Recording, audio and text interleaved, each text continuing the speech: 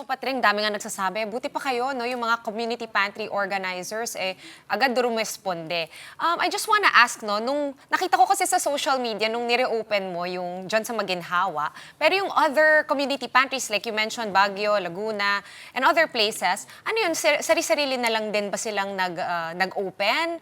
Or sila din ba yung nag-open ng pantry noong time ng COVID? Mm. May GC kami actually na hundreds yung members. So, nagko-coordinate kami doon, nag-usap kami lagi, ganyan. Actually, hindi lang siya, ngayon lang siya nagbalik sa form ng pantry, pero tuloy-tuloy yung relief ops, parang emergency response pagka may sunog, pag bagyo season, tuloy-tuloy yung kitchens.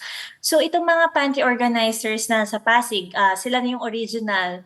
Yung sa Baguio, sila rin yung, alam ko nag-pantry rin sila dati. So, yung iba original, yung iba ngayon lang. Tapos hindi ko naman kino-coordinate lahat. Parang mas ano siya, walang one size fits all yung pantry. So, ano siya, depende sa community, depende din talaga sa kakayahan. So, ano kami, parang yung iba matagal nang kakilala, yung iba ngayon pa lang namin na-add sa GC, ganon. Yung mga gustong sumali dito sa GC, in case interesado sila pero medyo lost sila sa kung paano ba to i-start, no? Kasi ang dami rin nagsasabi, including our business tycoons, na parang this could be worse than COVID eh.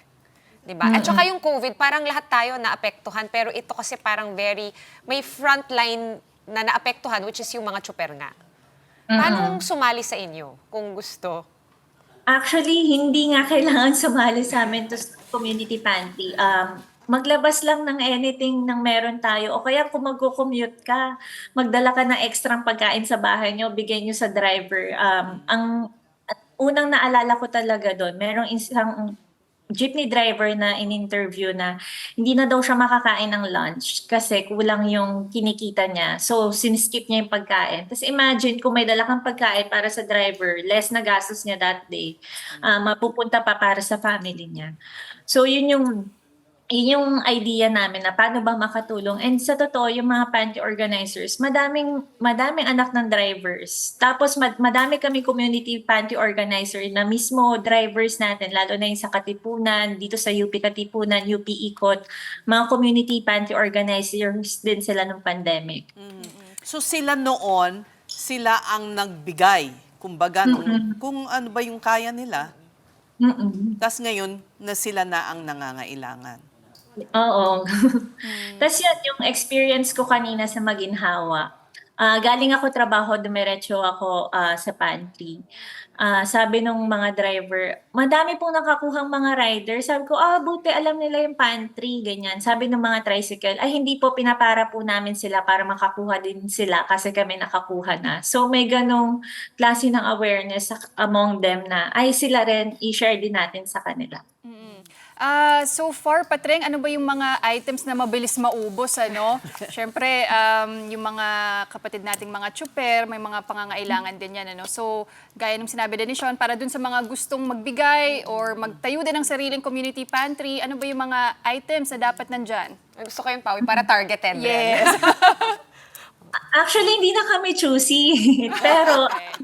pero kung ako kasi, ang personal na opinion, maski pagkain, na tinapay, kanin, ganyan. Tas kung gulay, ito yung lagi kong sinasabi, maganda yung main ingredient. Kunyari, sayote, ampalaya, upo, kangkong, kasi ulam na siya eh. So yung mga recados like bawang sibuyas, kamatis, paisa-isa lang naman yung bili niyan. So kung may bibili na gulay, yung pangbusog na pang-ulam na ng family, yung suggestion. Pero tokwa, okay siya, 5 pesos lang isang block ng tokwa.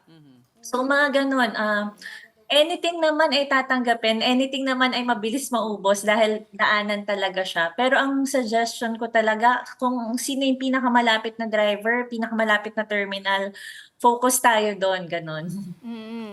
At nakakalungkot talaga, Patreng, din, ano, because it's been 6 years already since COVID, since nagtayo tayo ng mga ganitong community pantry, and now we find ourselves in this situation again. Pero what can you say about the government's response so far? Mm. Oo nga eh, nung magbubukas ako ng pantry, so 2 days ago, naisip ko parang, ay, magbubukas uli ng pantry, ganyan. Tapos parang, ganito na yung nangyari dati, tas ngayon ulit, ganyan. Tas malungkot siya actually. Malungkot siya kasi yung nag-start ako ng pantry, ang una kong initiative ng pandemic ay para sa drivers, jeepney drivers, tricycle drivers, kasi tigil pasada, sila rin yung unang naapektuhan. Tas after 5 years, ito ulit tayo. Magpa-pantry ulit, ganyan. Tas yung pantry, okay, message of hope siya, kindness, sa problema ng pandemic. Pero yung experience ngayon, merong malungkot na nangyayari. May mga nagugutom, may mga naapektuhan. And ako bilang simpleng citizen na middle class din, ano ba yung best na magagawa ko? Ganun. So ganun lang din dati. Pero tas ngayong nagbukas uli yung pantry, parang, ay ito na naman tayo, tumanda na ako, hindi na ako, wala na ako sa youth sector, tapos ito uli yung gagawin nating best effort for the community. Malungkot siya, pero ang reassuring ay hindi na ako mag-isa. Kasi nung sinabi ko na, ay mag-pantry tayo bukas, meron na akong mga kasama sa pantry or pantry na, ay sama ako at tulungan kita magbuhat. Yung mga nanay sa KNL, sabi, nandito lang kami, message mo lang kami pag may gagawin pa tayo. Tapos yung sa government response, actually ano siya yung pantry, nag-start siya nang hindi ka mapakali, hindi mo alam na ano bang pwede kong gawin, ano ba yung pwede kong i-express, ganyan. Tapos medyo, for me personally, disappointing siya kasi sila yung nasa power. Tapos lahat naman tayo creative, sila yung may budget, ganyan. Tapos hindi ba natin kayang aralin yung taxes natin? Hindi ba natin kayang isuspend yung taxes?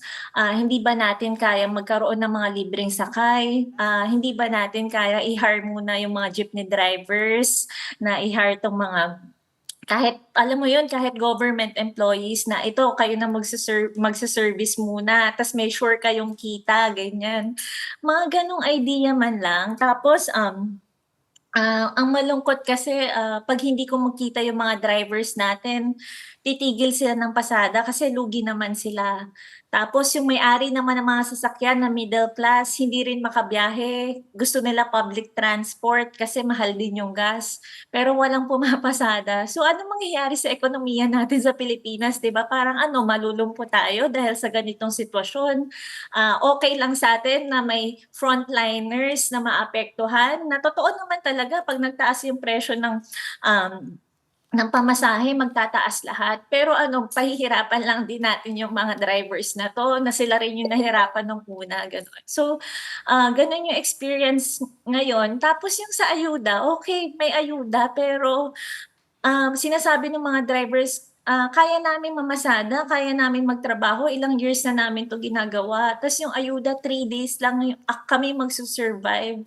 Tulungan niyo naman kami long term. So parang alam mo yun, parang konting creativity naman, konting effort naman from you guys, paggalawin niyo naman yung baso para sa mga taong 'to. So yun yung frustrating and kaya kami nagko-community pantry kasi kaya namin ibigay yung best namin. Kaya namin mag-effort kahit maliliit yung mga sahod namin, delayed yung sahod namin, may best kaming puwedeng gawin. Kayo, ano yung best na puwede niyong gawin para sa mga taong 'to? Parang gano'n yung pakiramdam ngayon.